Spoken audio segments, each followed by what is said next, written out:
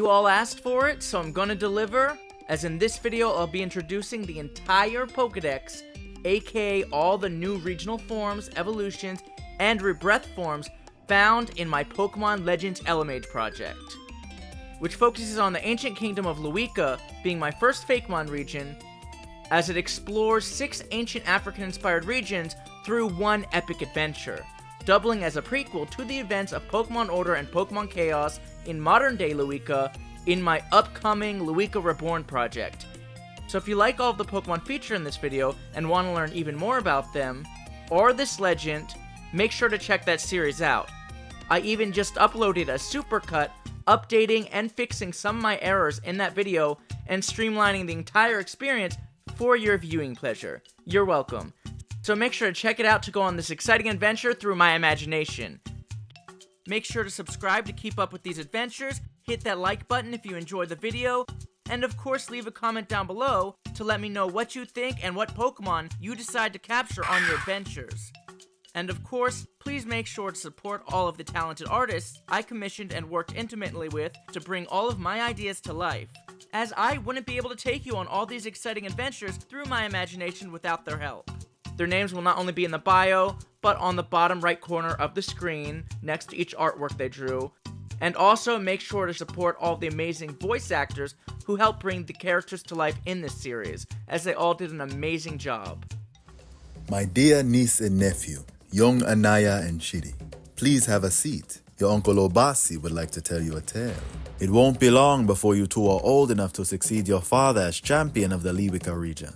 A role that, unlike other regions, comes with great responsibility as ruler of Leweka's citizens. As king or queen, it'll be up to you to look after both the fine people and all the miraculous Pokemon that call Leweka home. And as you know, Leweka is by far the largest of Pokemon regions, so this is no small task. Really? That's so cool. Do either of you know why that is? This is because Leweka is made up of what used to be 6 neighboring Pokemon regions. Show off. To the south, you have the Karoo and the Florofimboss of the Ukuvi region, painting the Cape's coast. Upward, you have the vast jungle and swamps of the Takati region. To the west, you have the sprawling savannas and wastelands of the Iwago region. To the north, you have the ancient secrets hidden beneath the arid deserts of the Akhem region. To the east, you have the Nekup region's mountainous tundra surrounding Mount Mibanjaro. And last but not least, off the east coast, you have a miraculous island full of rainforest and wetlands, known as the Wiiqua Region. This is the legend of how the kingdom of Leweka was formed. Through the unification of these 6 ancient regions thanks to our brave ancestors. You mean the first Baobab? Don't forget champion. That is correct, young ones. This is also the story of how the Baobab Bloodline, our noble family, came into power. The southern Ukuvi region. The 3 Pokemon of our ancestors first encountered were Grookey, Litten, and Totodile. Pokemon that sadly cannot be found in the Leweka region today, but are still thriving in other regions. How they got here in the first place is still a mystery, but many scholars believe they were put here by the mythical Pokemon Elemage. Grass tribe Pokemon Grookey would often be found climbing trees or on top of the village huts, getting into trouble with its sun-absorbing stick. The stick Grookey holds is used to beat on tree stumps, stones, and various other surfaces, such as the drum shell of Perka Shell, to produce music. Its evolution Thwackey skillfully uses its sticks not only for drumming out rapid beats, but also pummeling opponents during battle. It was no doubt a useful ally to our ancestor, and during this time period Thwackey evolved into Ukuvi and Rillaboom. Using its wooden staff, it can spiritually entangle itself with all the surrounding plant life, rapidly accelerating new growth. In addition to being a powerful part of the grass tribe, this ancient variation of Rillaboom was also a respected member of the psychic tribe as well, with its own unique move Jungle Mojo, which awakened the might of the jungle as its vines sprung to life, lowering the target's speed as they struggled to escape its clinches. Even the most formidable of foes would often become drowsy due to the spores produced by this attack. This Pokemon was deemed the shaman by the people of these ancient regions, due to its spiritual abilities and the power to create new life. Rebirth Villaboom being a member of the grass and psychic tribes, having been reborn overgrown with plant life, is able to use its spiritual powers to further root itself in nature, unleashing a series of powerful grass and psychic type attacks. The 4 and Fire tribe Pokemon Litten was often found scrounging around the village's huts in search for food or shelter. This hot-headed Pokemon isn't fond of human attention, but once warming up to someone is quite the cuddly companion, especially on a cold night. Litten evolves into Torracat, a fierce Pokemon that any trainer would be lucky to have by their side. At its throat it bears a bell of fire. The bell rings brightly whenever fire spews out, but for reasons unknown it once evolved into Ukuvi and Incineroar, a formidable member of the fighting tribe.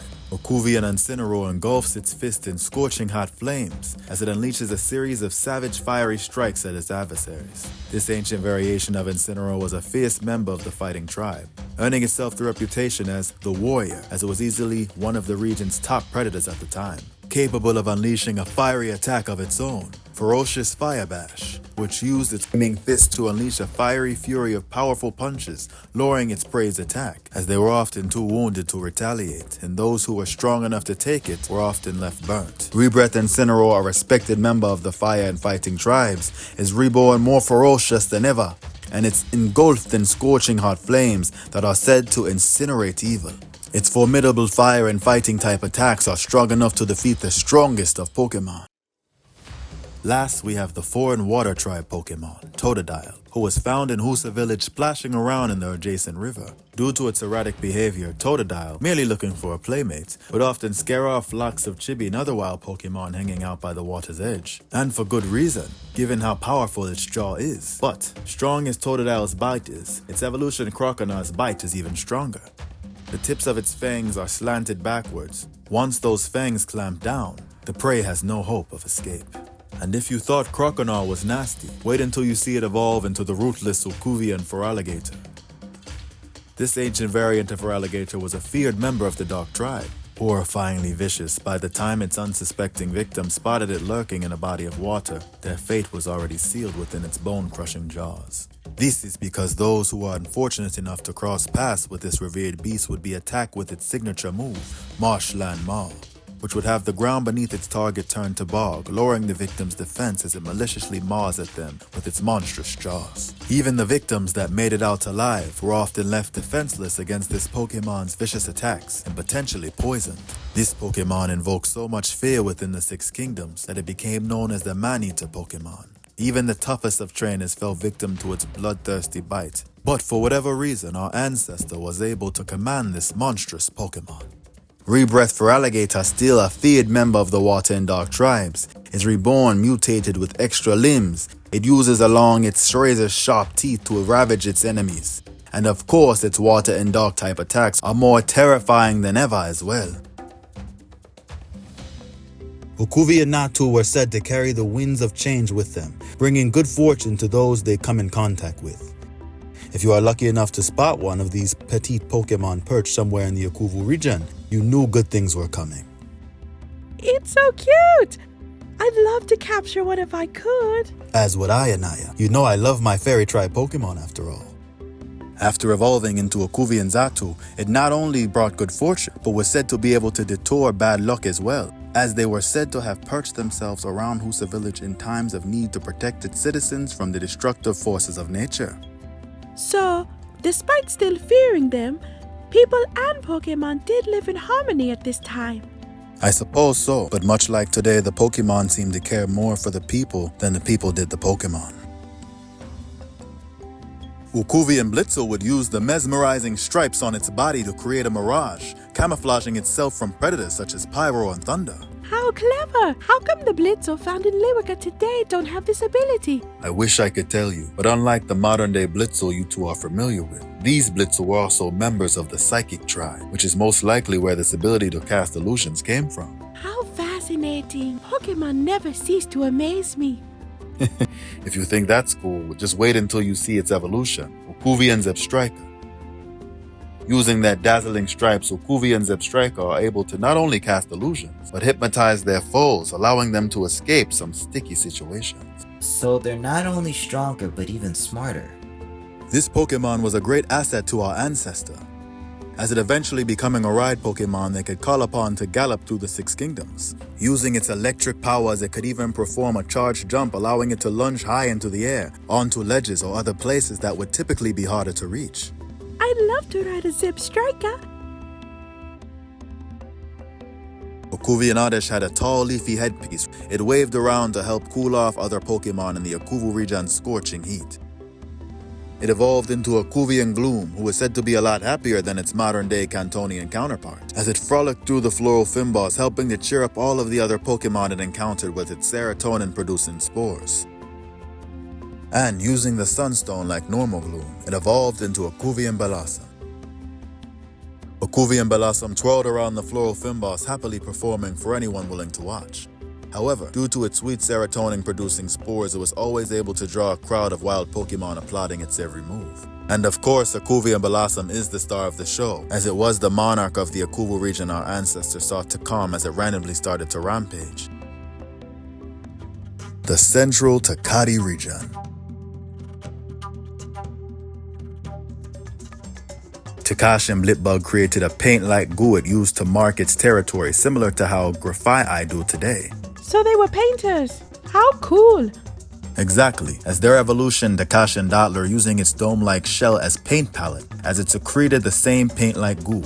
And of course, they evolved once more into Takashi and Orbito, whose paint-like goo changed colors depending on its mood. It even had a signature move, brushstroke, painting over its foe's ability, neutralizing it. It's said this Pokemon and its pre-evolutions were used to help the people of the Takati region paint their bodies and masks. It looks like an evolution of Carnivine. Very good, Anaya. Yes, Vertivour is an ancient evolution of Cardivine which evolved using the jungle heart item. Vertivour would disguise itself as a plant using its sweet-smelling saliva to attract and devour its unsuspecting prey. But unlike Carnivine, who take a whole day to eat its prey, Vertivour made quick work of its prey, using its signature move, Wild Vine, a relentless attack that would often cause its target to flinch. And as I was saying, Vertivour was a ride Pokemon at this time, using its vine-like tentacles to climb steep cliffs and tall trees. It could even be used to swing from tree to tree in the jungle of the Takati region. Takashin Solosis is enveloped in a slimy liquid that carries a variety of illnesses, including the POKÉDEX virus that plagued the Takati region. It evolved into Takashin Duosion. Much like the psychic tribe Duosion found today, this variant's brain was divided in two, constantly at battle with one another, like an immune system unknowingly attacking its own cells in order to protect itself from foreign ones. That doesn't sound healthy. It wasn't, not for it or the Pokemon around it. As like Solosis, it was riddled with dangerous contagions. And of course, it evolved into Takashin Reuniclus. Like its pre-evolution, the arms of the Pokemon acted independently, coated in the same slimy substance that carried all these lethal diseases such as POKÉDEX.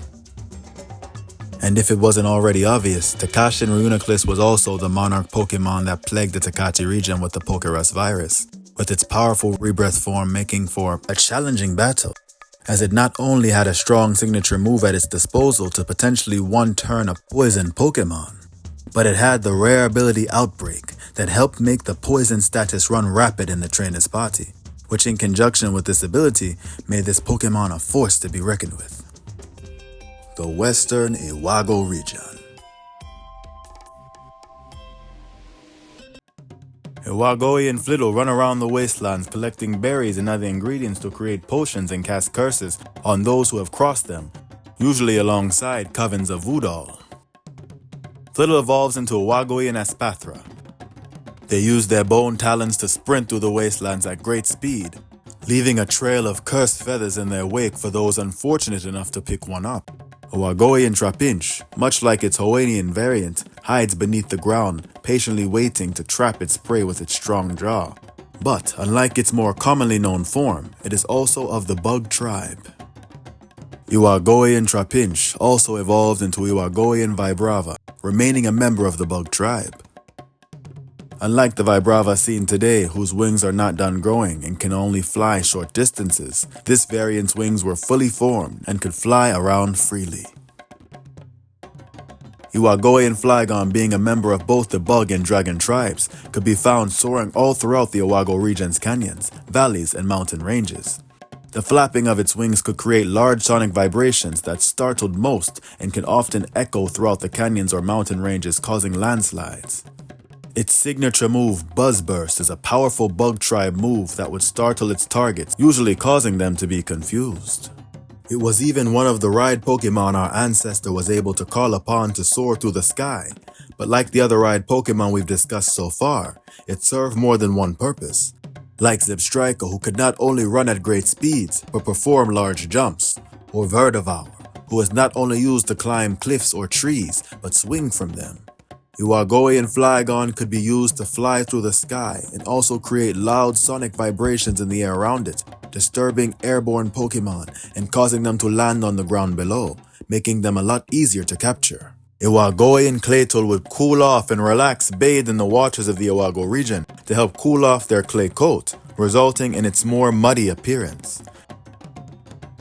Iwago and Claytul would evolve into Odloam, like its offspring. Iwago and Odloam would often be found lounging around in the water. Although, it was very protective of the water and would charge at anyone who dared enter its family's bathing area. This Pokemon even had a signature attack known as Mud Bash, hurling its muddy wet body at the foe. This was a Pokemon any trainer at the time would be lucky to have on their team, and while it was most commonly found in the Iwago region, it could also be found in parts of the neighboring Akhem region, or even as far as the Nekup region. That is correct. At this time, Lairon evolved into Tritanium. Tritanium was a member of the Steel tribe, and unlike Aggron or its pre-evolutions, it was no longer a member of the Rock tribe. Many scholars believe Aggron's mega evolution to be more closely related to Tritanium. Many believe this is why it's losing its rock typing after mega evolving. Tritanium was easily the toughest of the monarchs our ancestor had to face yet, with its sharp iron horns and wrecking ball tail being quite devastating as well.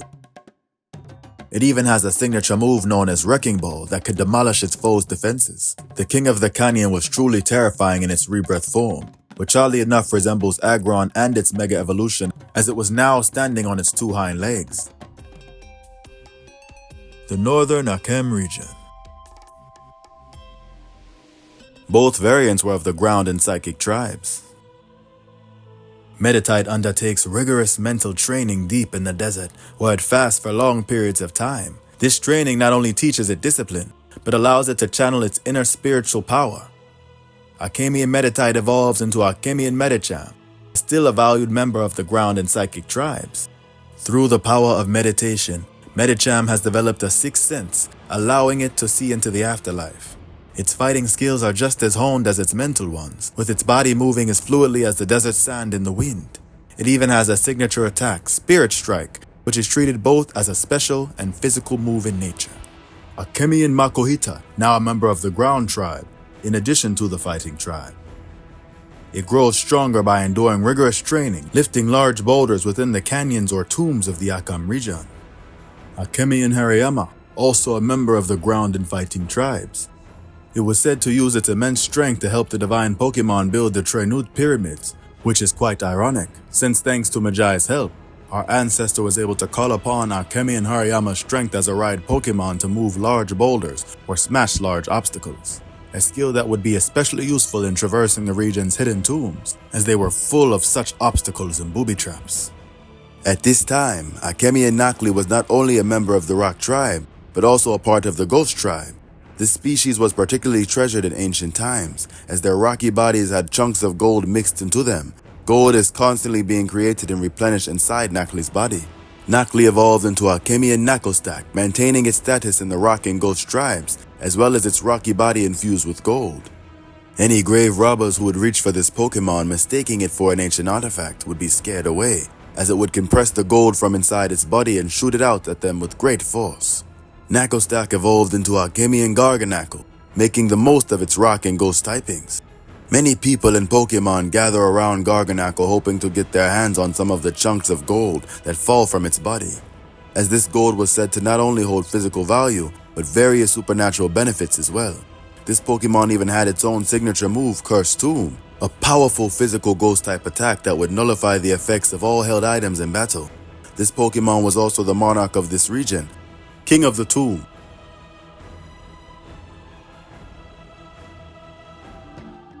Chapter 6. the Eastern Nekup Region. The ginormous Ruthlax, who had become a member of the Dark Tribe after evolving. While its pre-evolutions Munchlax and Snorlax are known to be quite lazy and docile, this evolution was anything but, unable to relax as the slightest disturbance would agitate it and cause it to go berserk. Oh, so it was grumpy. Sounds like it needed more sleep. Or it could be hangry. Whatever the case, it wasn't particularly friendly but was quite powerful. It even had its own signature move, Savage Strike, that did double damage if it was hindered by a status condition such as frostbite, burn, paralysis, drowsiness, or being poisoned. So its discomfort and short fuse was in many ways its greatest weapon. Druma told our ancestor while Professor Acacia ventured through the mountain he was able to use this normal tribe wand to command Ruthlax as a ride Pokemon, using it not only to traverse an area with deep snow that they physically not be able to make it through otherwise, but to sniff and dig out rare items buried in the ground or snow.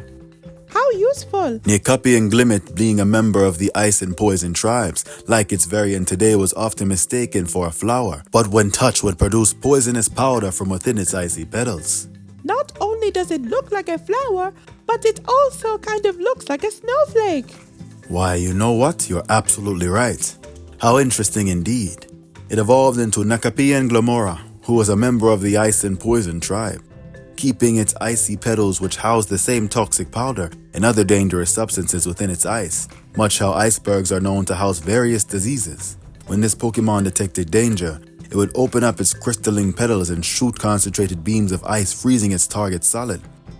It even had a signature move known as Virulent Ice, which was an ice-type move that rather than freezing the target, would badly poison them, as it can only evolve into this stage using an item found buried in the snow. Now that's a Pokemon I'd love to get my hands on. Sleetout was a member of the Ice and Steel tribes, wearing a sturdy ice mask made of snow and sleet it would collect from the sky. This mass wouldn't melt even near the magma crater atop Mount Kilimanjaro, and like its peers, it could manipulate ice and the temperature around it. Sleetout also had a signature attack, Hailstorm, which was a steel-type attack that would trap opponents in a brutal hailstorm for several turns, potentially leaving them with the frostbite status. Nekupi and Dreepy. This Pokemon may not look very strong, and on its own it really wasn't, but together with help of its friends, it could be quite dangerous. What they lacked in power, they made up for in speed. Groups of Dreepy would fly at high speeds over Mount Kilimanjaro's crater and poke at Pokemon in the magma for fun. Like today, it would evolve into Dracloak. It was capable of flying faster than 120 miles per hour, even underground through thick magma. Like the undead Dracloak found today, it would battle alongside Dreepy and mentor them until they successfully evolved. Nekupi and Dragapult live deep within the Earth's mantle alongside Dreepy and Dracloak. It has a miniature volcano on its head, housing Dreepy that would launch out at Mach speed after erupting. After evolving into Nekupi and Dragapult, it would gain a new attack.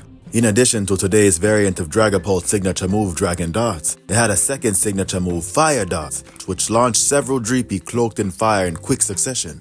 This Pokemon also had a rebirth form. Reborn with even more firepower, it was faster and stronger than ever before. It just so happened to be the monarch responsible for causing the volcano's eruption.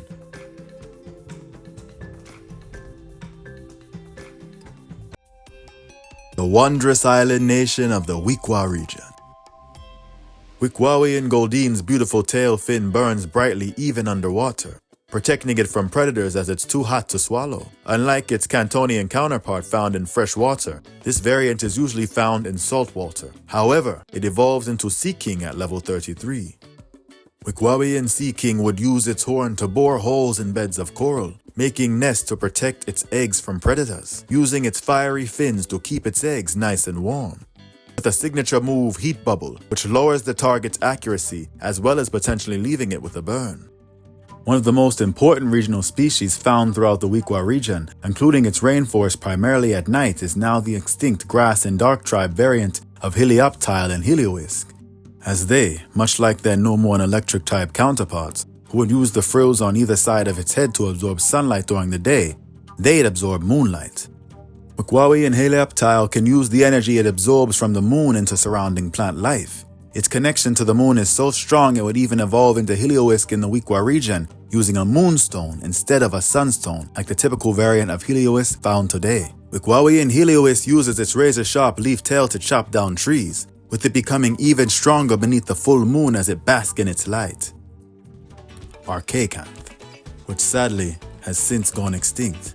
This prehistoric species was found deep at the sea in ancient times, using its tough rock-like scales across its massive body to protect it at the darkest depths of the ocean. Wait, from what I remember, I thought Relicanth's Dex entry said it hasn't changed forms in over 100 million years. Impressive, Anaya, but I believe historians are referring to its form. It hasn't adapted any new forms like many Pokemon over the years or in certain environments, but there was a time it could evolve. So what changed? At this time, Relicanth could only evolve with the thought-to-be lost item which could be found in this coral reef, known as the Crystal Conch. Like many of the others at this time, this Pokemon had a signature move, Ancient Abyss, a water tribe status move that lowered all of the target stats.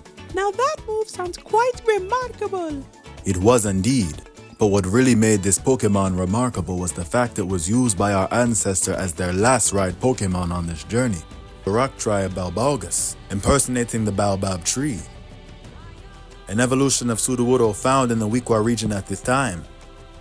With its own signature move, a rock tribe move that was also treated as a grass type move, which would come in handy in its rebirth form. As after fainting while holding the arcane soul Ankh, it would be reincarnated as a grass tribe Pokemon, as it was finally an actual tree rather than just impersonating one. Speaking of which, Balbalgus was the missing monarch Pokemon, King of the Isles, the Afterlife and beyond. Talapka, the Duality Pokemon, a Ghost and Dark Tribe Pokemon. Created from a collection of dark souls, this phantom sends chills down the spines of those who come into contact with it, although very few have ever seen it, as it resides in the afterlife. Tilapa, the Personality Pokemon, a Ghost and Flying Tribe member. A phantom made up of a collection of distinct souls within the afterlife. It embodies the very essence of each individual soul. This legendary Pokemon, Talapak, was the third and final of the three Phantom Fish, a Ghost and Fairy tribe known as the Purity Pokemon. After finding peace within the afterlife, transcended souls merge together to form this angelic phantom which brings serenity to those around it. Osai River, ruler of the afterlife. Osai River was supposed to rule over the sea and made itself a new kingdom in the afterlife. So from here, Osai River was able to look after the seas. And its signature ability, Purgatory, prevented our ancestor from reviving their Pokemon, even with the rebirth from Amanon, and other powerful fluid attacks that would even drain the life force of our ancestor and their Pokemon, restoring Osai Rivers, resurrected in its own powerful rebirth form. As it was reincarnated with a new elongate serpentish body. Horsky was a brilliant tactician and extremely poised and patient, always 2 steps ahead. With its signature ability, Restored Order. Horsky even had its own signature move, changing the course of the battle as their attacks were even more swift and powerful than before. Cetera, who was sporadic, rash, and usually relied on fear or force to get their way. Cetera was a force to be reckoned with, as its signature ability, Invoked Chaos, did exactly that. It even has a signature attack, making them harder to connect with and evade as they both were more savage in these new beast-like forms. However, in 4th beast, Poison type, Dokugin, found prowling within the treetops of the jungle, the only thing more fearsome than this beast's bite is its poisonous flowers they grow on its body and are said to be lethal. One petal is rumored to be capable of immobilizing a Wailord. Covered in poisonous plant life, a titanic ground dragon Pokemon with a long serpent-like trunk that it would use to tunnel through the ground and grasp hold of our ancestor or large boulders. The mythical Pokemon Elemage, an ancient sorcerer with mastery over the elements and all Pokemon tribes. Scared of its own arcane power, it has devoted its long life over the centuries to faithfully serving trainers it deems worthy with its signature move, reflecting the tribe of the wand it wielded in addition to sealing its enemies in battle with its spellbinding powers.